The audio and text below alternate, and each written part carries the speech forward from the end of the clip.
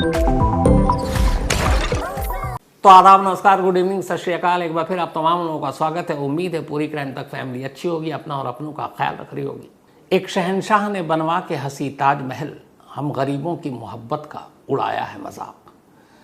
अक्सर ये बातें लोग मजाक में या फिर सीरियसली कहते हैं, और उसकी वजह यह है कि लोगों का मानना है कि जब शाहजहां ने ताजमहल बनाया अपनी मुमताज़ के लिए, तो बाकी आशिकों का ख्याल नहीं रखा। उनके पास इतने पैसे नहीं थे कि अपनी महबूबा, अपनी माशूका के लिए इतना कीमती मकबरा बना सके।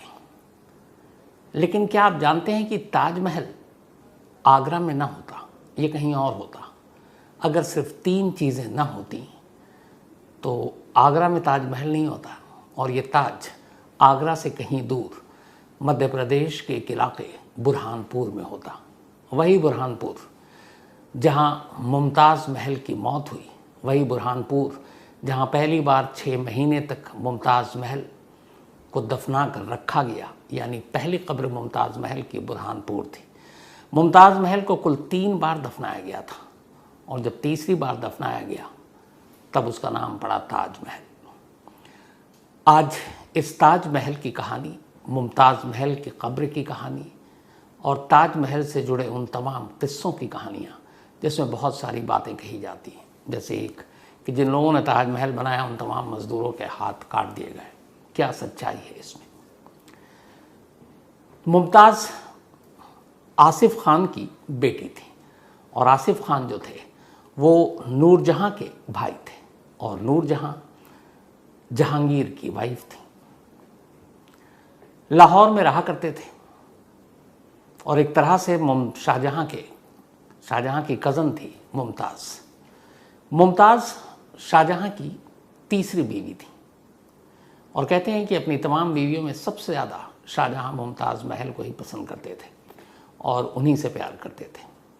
इत्तेफाक की बात है कि अकबर के बाद शाहजहाँ को यह जिम्मेदारी दी गई कि वो दक्कन में जाएं और वहाँ जंग जीतें। दक्कन मतलब दक्षिण। तो अपनी फ़ौज को लेकर शाहजहाँ दक्कन पहुँचे। दक्कन नेमाड़ का इलाका जहाँ पर वो रुके वो बुरहानपुर, और बुरहानपुर में काफ़ी गर्मी पड़ती है। मुमताज़ महल उस वक्त 14वीं बार प्रेग्नेंट थी और अपने 14वें बच्चे को जन्म देने जा रही थी। लेकिन उससे पहले वो बहुत बीमार हो गई, कमज़ोर हो गई, और आखिरकार 14वें बच्चे को जन्म देते हुए 17 जून 1631 को बुरहानपुर में मुमताज़ महल की मौत हो गई। तो 14वें बच्चे के जन्म से पहले मुमताज़ काफ़ी बीमार थी, और जब वो बीमार थी तब अपने ज़िंदा रहते हुए उन्होंने शाहजहाँ से 2 वादे लिए थे।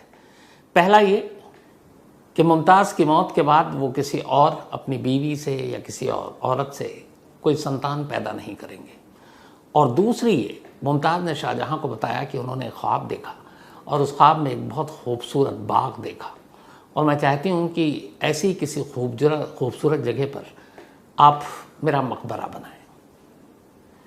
इसके बाद मुमताज़ महल अपने 14वें बच्चे को जन्म देते हुए उसी प्रसव पीड़ा में दम तोड़ देती हैं। तारीख थी 17 जून 1631। जब वो उन्होंने दम तोड़ा तो बुरहानपुर के उस महल में थी, उस गार्डन में थी जो मुग़लों के शहज़ादों और बाकी लोगों के लिए बनाया गया था। एक तरह से वो पिकनिक स्पॉट था, आज भी है। वहाँ की वो तमाम इमारतें, वहाँ सरकारी बोर्ड, और ये वो जगह थी मुमताज़ महल के नाम से जिसको जाना जाता है, जहाँ बहुत बड़े, अपने ज़माने में उस दौर में कहते हैं इससे बड़ा कोई स्विमिंग पूल नहीं था। तो वहाँ शहज़ादियाँ, शहज़ादे आया करते थे और अपना वक्त बिताया करते थे। तो उसी जगह उनकी मौत हो गई। अब मौत के बाद शाहजहाँ ने सोचा कि अब वादा तो किया है, तो मुमताज़ को ऐसी जगह दफनाएं जो उसने ख्वाब में देखा था। बहुत खूबसूरत बाग हो, बहुत खूबसूरत जगह हो, और वहीं उसका मकबरा बने। तो पहली चीज़ थी शाहजहाँ के दिमाग में वो ये कि ऐसी जगह पर बनाएंगे, एक तो नदी के किनारे हो, ताकि सूरज निकलते वक्त और सूरज डूबते वक्त वो जो उनके जहन में वो नक्शा था ताज का, उसका अक्स पानी में दिखाई दे, जब सूरज निकले तो भी और जब सूरज डूबे तब भी। तो इसका मतलब है कि किसी नदी के किनारे वो इस ताज को बनाना चाहते थे। ताज मतलब मुमताज़ से उन्होंने लिया। तो ये हुआ कि जिस जगह पे बुरहानपुर में ये महल, जहाँ पे आखिरी सांस ली मुमताज़ महल ने, उसी के करीब ताप्ती नदी है। तो वो जगह उनके दिमाग में शाहजहाँ के कि ये बहुत अच्छी जगह है, तो उन्होंने कहा यहीं बनाते हैं। लेकिन वहाँ 3 दिक्कतें आई, वरना ताजमहल पूरी तरह से और मुमताज़ को दफनाने की वहीं तैयारी हो चुकी थी। और मुमताज़ की मौत के बाद उनकी लाश को वहीं पर एक मकबरे में एक ताबूत में बंद कर रखा गया था, और जहाँ शाहजहाँ आते और फातिहा पढ़ते, दुआ पढ़ते और चले जाते। 6 महीने तक मुमताज़ महल की लाश इसी बुरहानपुर में इसी जगह रखी रही जो आप देख रहे हैं। तो अब शाहजहाँ ने सोचा कि यहीं बनाना है। बात की उन्होंने, इंजीनियर उस दौर के जो भी तमाम लोग, तो ये हुआ कि बनाना तो है, लेकिन 3 दिक्कतें आ रही हैं। पहली दिक्कत ये थी कि जिस जगह पर ताप्ती नदी के किनारे ये बनाया जाना था, वहाँ पर जो मकबरा बनना था नीचे, वो लकड़ियों की एक तरह से लकड़ियों के ऊपर उस बुनियाद को खड़ा करना था। तो ये हुआ कि यहाँ पर जो लकड़ियाँ हैं ये बहुत ज़्यादा अरसे तक काम नहीं कर पाएंगी, उसमें दीमक लग जाएगा और फिर वो जो इमारत है वो नीचे भरभरा कर गिर जाएगा। दूसरी दिक्कत ये आई कि चूँकि ताप्ती नदी के किनारे ये जगह है, तो यहाँ की मट्टी ऐसी है जो बहुत मजबूत नींव या बुनियाद को नहीं रख सकती है, मतलब कमज़ोर बुनियाद होगी इसकी। तो कमज़ोर बुनियाद की वजह से आने वाले वक्त में हो सकता है वो इमारत ढह जाए। और तीसरी जो सबसे बड़ी प्रॉब्लम थी वो ये थी कि जो ताजमहल बनाना था वो संगमरमर से बनाना था, मार्बल से, और बुरहानपुर जैसे इलाके में मार्बल था नहीं। तो मार्बल के लिए मकराना चुना गया था, जहाँ से मकराना से इसको लाना था, लेकिन मकराना वहाँ से काफ़ी दूर। तो जितनी दूरी से अगर संगमरमर को लाया जाता तो ताजमहल का खर्चा डबल हो जाता, और उससे पहले ये 2 मसले। तो फिर तय हुआ कि नहीं, कहीं और बनाते हैं। अब जगह चुनने की बारी आई। आखिर में आगरा को चुना गया। आगरा में एक ज़मीन देखी गई, लेकिन वो ज़मीन राजा जयसिंह की थी। फिर राजा जयसिंह से बात हुई और ये हुआ कि जो बुरहानपुर में ये सारी ज़मीन है, जहाँ पर मुमताज़ महल का मकबरा जहाँ 6 महीने रखा गया वो महल, एवज़ में वो ज़मीन दे दी जाएगी राजा जयसिंह को। समझौता हो गया, और अब आगरा में उस ज़मीन को सबसे पहले बराबर किया गया, यमुना किनारे। बराबर करने के बाद अब ताजमहल बनाने का काम शुरू होता है। 1631 में ताजमहल बनाने का काम शुरू हुआ आगरा में, और अगले 22 साल तक 1653 तक ये काम चला। मकराना से हाथी, घोड़े, ऊँट, इन सारी चीज़ों से मार्बल लाए गए। करीब 20,000 मजदूर लगे रहे। इधर जिस जगह बुरहानपुर में मुमताज़ महल को दफनाया गया था, जो रखा गया था, उनकी जो पहली कब्र है बुरहानपुर में, वहाँ पर तमाम जो बुरहानपुर के लोग थे उनकी ड्यूटी लगी रहती थी। कुछ लगातार कुरान पढ़ते थे, कुछ बाकी कामों में। अब जब आगरा में ये काम शुरू हुआ तो फिर 6 महीने के बाद मुमताज़ महल की बुरहानपुर से इस मकबरे से ताबूत को उनकी लाश के साथ उठाया गया और उसके बाद आगरा ले जाया गया। आगरा में यमुना के किनारे अब मुमताज़ महल को दूसरी बार दफनाया गया, क्योंकि अभी तक ताजमहल का काम चल रहा था। अब दूसरी बार दफनाया गया, उसके बाद ताजमहल का काम चलता रहा। 1631 में शुरू हुआ और 1653 में ताजमहल बनकर तैयार हुआ। फिर तीसरी बार आगरा में यमुना के किनारे से मुमताज़ महल की लाश को निकाला गया और उसी ताजमहल के अंदर, क्योंकि ताजमहल तो एक मकबरा है, तीसरी और आखिरी बार वहीं दफनाया गया। यह आखिरी बार था जब मुमताज़ महल की कब्र ताजमहल में बनी, और फाइनली इसके बाद फिर कभी लाश नहीं निकाली गई। कहते हैं कि इन 22 सालों में करीब 20,000 मजदूरों ने ताजमहल को बनाया, लेकिन इनमें से करीब 4,000 मजदूर वो थे जो बुरहानपुर से गए थे। जब मुमताज़ महल की लाश को पहली बार बुरहानपुर से निकाला गया तो उसके साथ तमाम बुरहानपुर के लोग गए, फिर वो वहीं रह गए। उनको भी ताजमहल की उस काम में लगा दिया गया, ईंट धोना, पत्थर काटना, नक्काशी करना, इन सारी चीज़ों में। और कहते हैं कि उन 4,000 लोगों में से कभी कोई लौट कर वापस बुरहानपुर नहीं आया, उन सब की वहीं मौत हो गई। तो 22 साल में ताजमहल बनकर तैयार हुआ। ताजमहल पर 2 तरह की चीज़ें हैं। कहते हैं कि इसका ख़र्चा करीब 50 लाख है, लेकिन दूसरे जो बाकी जो हिस्टोरियन, उनका कहना है कि इस पे कुल खर्चा करीब 4 करोड़ रुपए आया था। ये सिर्फ मज़दूरों की मजदूरी थी करीब 50 लाख रुपए उस वक्त। बाकी जो मार्बल आए विदेशों से, नक्काशी और बाकी सारी चीज़ें, उन सारे कामों पे तब 1620 से 50 के बीच में 4 करोड़ रुपए का खर्च आया था। शाहजहाँ चाहते थे कि ताजमहल ऐसी जगह पे बने जहाँ सूरज डूबते और उगते वक्त उसका अक्स ताज का पानी में दिखाई दे, और वही हुआ। यमुना के किनारे उसी तरीके से बनाया गया और ताजमहल बनकर तैयार हुआ। इस दौरान में फिर वक्त करवट लेता है और शाहजहाँ आखिरी वक्त में वो बीमार रहने लगे, तो उनकी ये भी एक ख्वाहिश थी कि ताज ऐसी जगह पे बना हो जहाँ से वो दूर लाल किला पे जब वो बैठे तो ताज और अपनी मुमताज़ को देखते रहें, यानी उसकी कब्र को देखते रहें। ताजमहल बनने के बाद, बल्कि ताजमहल बनने के करीब 16 साल बाद 1659 में शाहजहाँ को उन्हीं के बेटे औरंगज़ेब ने एक तरह से बंधक बना लिया और उन्हें कैद कर दिया। अब वो वहीं ताज के करीब छत पर बैठकर ताज और अपनी मुमताज़ की कब्र दोनों को निहारते रहते और कैद में थे। और कमाल देखिए ये कि शाहजहाँ को जिस बेटे औरंगज़ेब ने कैद किया था उनको गद्दी से हटाकर शाहजहाँ के बाद वही मुगलिया सुल्तान बना। तो ये औरंगज़ेब शाहजहाँ और उसी मुमताज़ से पैदा हुआ बेटा था।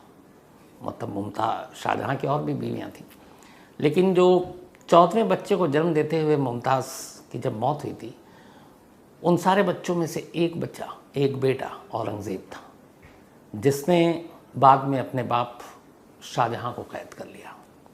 अब शाहजहाँ वहीं से देखते रहे। 21 जनवरी 1966, 21 जनवरी 1966, यही वो तारीख़ थी जब शाहजहाँ ने दम तोड़ दिया। शाहजहाँ की मौत हो गई।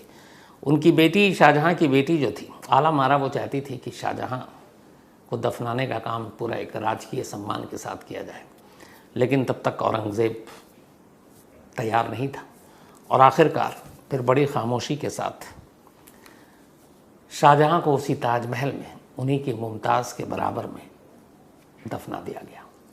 ताजमहल में आज भी शाहजहाँ और मुमताज़ दोनों की कब्र मौजूद है और किसे पता था कि ये दुनिया का 8वां अजूबा होगा। तो ये पूरी कहानी थी ताजमहल और मुमताज़ की। कभी आप लोगों को बुरहानपुर जाने का मौका मिले तो मुमताज़ महल का वो पूरा गार्डन, महल और वो कब्र जहाँ पहले 6 महीने तक मुमताज़ को रखा गया था, वो सारी चीज़ें आप देख सकते हैं। कमरुद्दीन फलक एक बुरहानपुर के हिस्टोरियन है।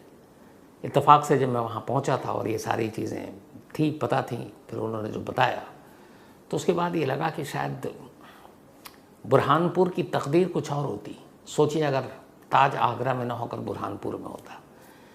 लेकिन इतना ही नहीं, बुरहानपुर के लोगों को ये सारी चीज़ें मालूम थी। बाद में उसी बुरहानपुर में एक आनंद कुमार चौकसे हैं, उन्होंने आगरा के ताजमहल की हूबहू कॉपी बनाई और ये वो ताजमहल है जो बुरहानपुर में है, जो आनंद कुमार चौकसे ने बनाई है। हालांकि उसमें कुछ फ़र्क है, लेकिन ये इस बात की निशानी अलामत है कि अगर वो 2-3 दिक्कतें ना होती, चाहे वो मिट्टी, बुनियाद कमज़ोर, वो लकड़ी, और सबसे बड़ी दिक्कत कि इतने सारे संगमरमर को मकराना से लेकर आना बहुत मुश्किल काम था, तो आज दुनिया के नक्शे पर आगरा नहीं बुरहानपुर होता और बुरहानपुर में ही ताज होता।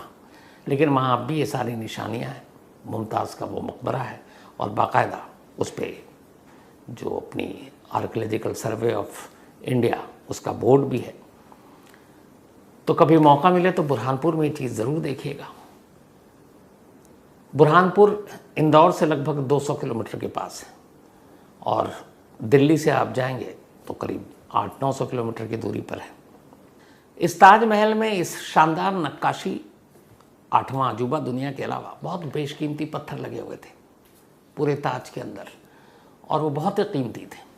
लेकिन फिर बाद में अंग्रेज़ आए, मुग़लों के बाद जब अंग्रेज़ आए तो ताज पर उनकी नज़र पड़ी, ताज को बहुत नुकसान भी पहुंचाया और ताज से तमाम कीमती पत्थर जो जवाहरात, नक्काशी का काम था वो अपने साथ ले गए।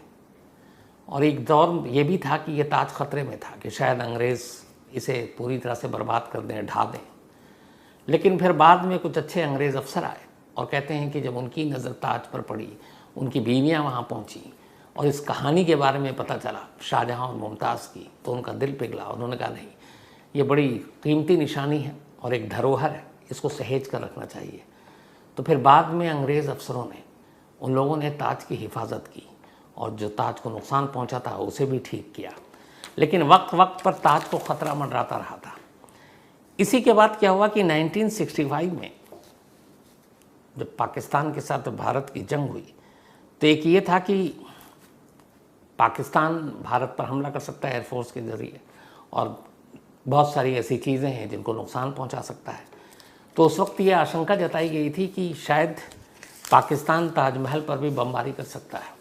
और चूँकि आगरा के करीब एयरफोर्स का बेस भी था, तो ये था कि कहीं ताज को नुकसान ना पहुंच जाए। तो ताज को नुकसान न हो, उससे बचाने के लिए पाकिस्तान की तरफ से हवाई हमले में ताज पे कोई चीज़ ऐसी ना गिरे या उससे नुकसान ना हो, उसको रोकने के लिए बाकायदा ताज को एक ढकने के लिए काले रंग का विशालकाय बहुत बड़ा कपड़ा सिला गया था, बहुत बड़ा, जिससे पूरे ताज को ढक दिया जाता है। कि रोशनी में तो संगमरमर है और चांदनी रात में तो ताज वैसे ही चमकता है, दूर से ही दिखाई देता है। तो ताज दिखाई ना दे, इसलिए उसके ऊपर काला कपड़ा ढकने का प्लान बनाया गया और इसके लिए इस काले कपड़े को सिला गया। सोचिए पूरे ताज को ढकने के लिए कितने बड़े कपड़े की ज़रूरत होगी। लेकिन ये काम शुरू हुआ, काम हुआ, पर शुक्र है कि ताज पर कोई ऐसी आंच नहीं आई और ताज को कोई नुकसान नहीं पहुंचा। धीरे धीरे वक्त बीता, जंग ख़त्म हो गई। कहते हैं कि 1995 तक इस काले रंग के कपड़े को संभाल कर रखा गया था कि आगे शायद कभी इस्तेमाल करना पड़े ऐसी सूरत में, जंग की सूरत में। तो इस विशालकाय काले कपड़े को जिससे ताज को ढकना था उसको संभाल कर रखा गया और ये अगले 30 साल तक संभाल कर रखा गया। 1965 की बात है, उसका 1995 तक ये कपड़ा संभाल कर रखा गया था। लेकिन फिर चूहों ने इन कपड़ों को कुतर दिया और चूहों के कुतरने की वजह से ये कपड़ा ख़राब हो गया, वरना अगले 30 साल तक ताज की हिफाजत के लिए एक काला कपड़ा तैयार था ताकि दुश्मनों की बुरी नज़र से उसको बचा सके। दूसरा, एक ताज के बारे में बहुत सारे लोगों का कहना है कि जिन लोगों ने ताज बनाया, जो मज़दूर थे, उनके हाथ काट दिए गए। जितने भी हिस्टोरियन हैं उनका कहना है कि कहीं कभी ऐसे कोई सबूत या साक्ष्य नहीं मिले जिनसे ये पता चलता है कि ताज को बनाने वाले मज़दूरों के हाथ शाहजहाँ ने कटवा दिए। बल्कि उनका तर्क था कि मज़दूरों को हाथ काटने से कोई फ़ायदा भी नहीं था, क्योंकि मज़दूरों ने ताजमहल नहीं बनाया, उन्होंने तो मज़दूरी की, ईंट ढोए, मार्बल ढोए। असली तो वो इंजीनियर थे और वो लोग थे जिन्होंने ताज का पूरा नक्शा और ताज की सारी चीज़ें तैयार की और उनके बारे में कभी कोई ऐसी खबर नहीं आई। तो ताज बनाने वालों को छोड़कर ताज के लिए मजदूरी करने वालों के हाथ काटने का कोई तुक नहीं बनता। इसीलिए जितने भी बड़े हिस्टोरियन हैं हर अलग अलग दौर के, उनमें से एक भी हिस्टोरियन ने इस तरह के कोई सबूत पेश नहीं किया। उनका कहना है कि ये सिर्फ एक कहानी है, ये मिथ है। तो ये थी ताज और मुमताज़ की कहानी। कभी मौका मिले तो बुरहानपुर ज़रूर जाइएगा। तो आज कहानी में इतना ही। अब आपसे मुलाकात होगी कल रात 9 बजे किसी नई कहानी के साथ। तब तक अपना और अपनों का ख्याल रखिएगा। Thank you very much.